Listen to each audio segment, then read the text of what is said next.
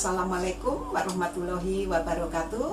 Bertemu lagi dengan Umi Nini Gawat untuk membahasakan Sirah Nabawiyah Kisah Rasulullah bagian yang ke-19. Dalam COVID-19 ini, mohon semua yang menonton apabila keluar rumah pakai masker, jaga jarak, cuci tangan, olahraga, minum vitamin, dan makan makanan yang bergizi agar semuanya sehat afiat ya. Untuk semua anak-anakku, cucu-cucuku, saudara-saudaraku, dan sahabat-sahabatku semua, ikuti protokol kesehatan dengan benar. Untuk hari ini kita mulai dengan bagian yang ke-19. Jangan lupa like, subscribe, komen, bagikan. Terima kasih. Allahumma sholli ala Muhammad wa ala ali Muhammad. Untuk bab ini kita masalah hilful fudhul, yaitu selain mengikuti peperangan, Muhammad yang masih remaja juga mengikuti sebuah perjanjian yang amat baik. Perjanjian itu kelak dikenal dengan nama perjanjian hilful fudhul. Perjanjian itu bertujuan untuk melindungi hak-hak para pedagang asing yang terdolimi, yang sering sekali didolimi di kota Mekah. Pencetus perjanjian itu adalah protes seorang pedagang asing, yaitu dari Yaman, yang saat itu bernama As bin Wa'il. Seorang saudagar Mekah itu tidak mau membayar hutangnya. Maka pedagang Yaman tadi mengubah syair dan membacakannya di depan umum. Syair itu amat menggugah perasaan para pemuka Quraisy. Mereka khawatir apabila dibiarkan terus, maka pedagang asing tidak akan mau masuk ke Mekah. Amat merugi bagi Mekah apabila pedagang asing tidak mau masuk ke Mekah. Nah, apalagi perang Fijar juga mengakibatkan mulai terjadinya perpecahan di pihak Quraisy. Sepeninggal Abdul Muthalib, orang-orang Quraisy dari keluarga yang lain sudah mulai berani mencoba menentang kekuasaan pemerintah Quraisy. Maka dari itu, atas usulan Zubair bin Abdul Muthalib, seorang paman Muhammad yang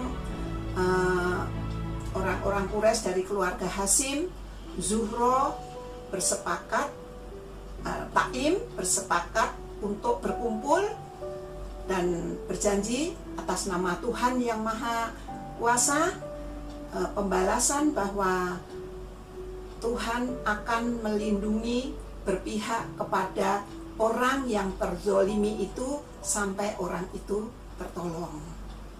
Nah, pertemuan itu sendiri berlangsung di rumahnya Abdullah bin Judan At-Taimi, yang rumahnya itu megah sekali. Jadi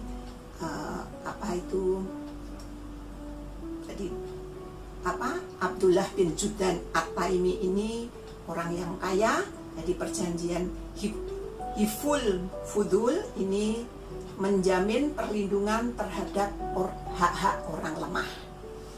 Muhammad ikut menyaksikan perjanjian itu dan amat sangat menyukai dengan perjanjian itu.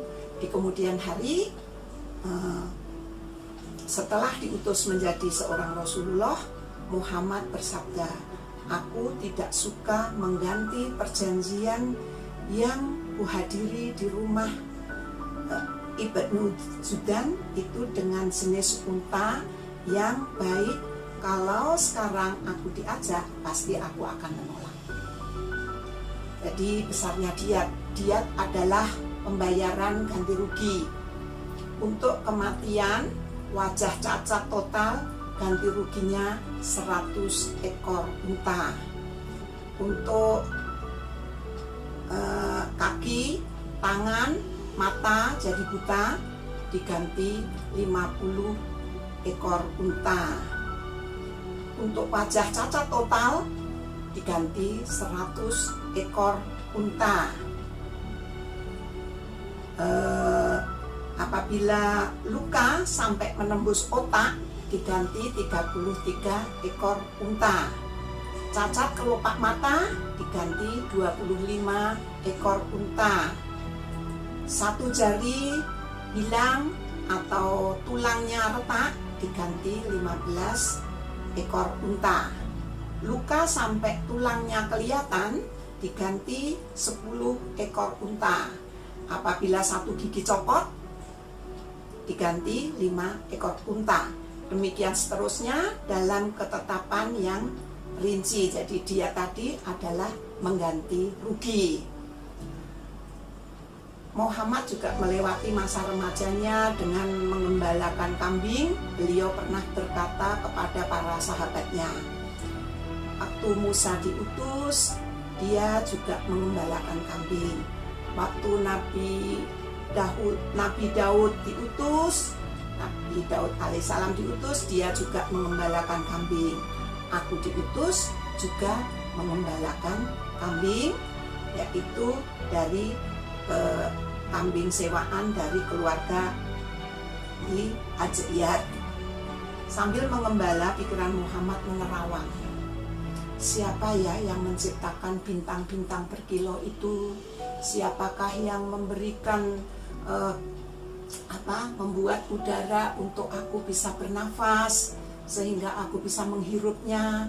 Siapa yang membuat jantungku ini berdetak?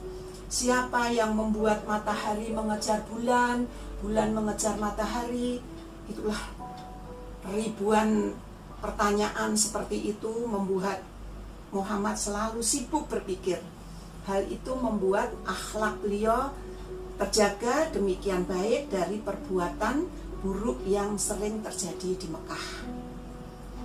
Nah, pada saat itu orang menyembah patung di mana-mana.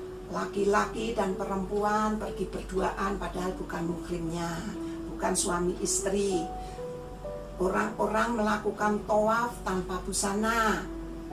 Nah, juga pesta mabuk-mabukan setiap hari selalu ada, setiap malam, dan masih banyak keburukan yang lain. Meski demikian, pernah juga Muhammad ingin sekali pergi ke kota untuk melihat sebuah pesta pernikahan. Maka Muhammad minta tolong kepada teman sesama penggembala, tolong ya jaga gembala, tolong jagalah ini, aku mau ke kota akan melihat pesta pernikahan.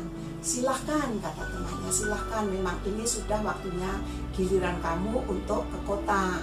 Dengan itu Muhammad pergi ke kota, sudah mau masuk kota Mekah, melihat ada pesta pernikahan yang dengan tari-menari, musik yang begitu riuh. Namun belum sampai ke tempat pesta pernikahan, Nabi Muhammad SAW diberi rasa yang letih sekali sehingga beliau menyandarkan di dindingnya dengan tidur lelap sekali. Baru pagi harinya beliau bangun. Nah, setelah itu tidak jadi melihat acara pesta pernikahan tadi karena tertidur sehari semalam, paginya bangun. Namun Muhammad pun juga akan lihat lagi pada hari berikutnya. Belum sampai tiba di rumahnya, esok harinya sampai di ujung kota Mekah dengan maksud yang sama akan mendatangi pesta pernikahan. Kali ini sebelum tiba di tempat pesta pernikahan, dari atas langit terdengar musik yang begitu indah yang mana di dunia ini tidak ada. Jadi musik yang sangat indah sehingga membuat Muhammad terasa ngantuk. Akhirnya Muhammad tertidur lagi. Jadi tidak jadi melihat acara pesta pernikahan tadi. Maka dari itu musik yang membuat Muhammad dan ia pun kembali tertidur. Muhammad memutuskan, ya sudahlah, berarti aku tidak akan ke Mekah lagi, ke kota untuk melihat acara pesta itu, agar itu dilindungi oleh Allah, agar terhindar dari kenakalan yang sering dibuat para pemuda yang sebayanya. Akhlak Muhammad yang demikian baik selagi muda membuatnya disayang dan dipercaya semua orang hingga ia pun dijuluki Al-Amin, artinya yang dipercaya. Pertemuan pada hari ini sampai di sini dulu. Kita bertemu esok untuk bab yang selanjutnya. Apabila ada tutur kata yang keliru dari Umin ini, mohon dimaafkan. Billahi taufik wal hidayah. Wassalamualaikum warahmatullahi wabarakatuh.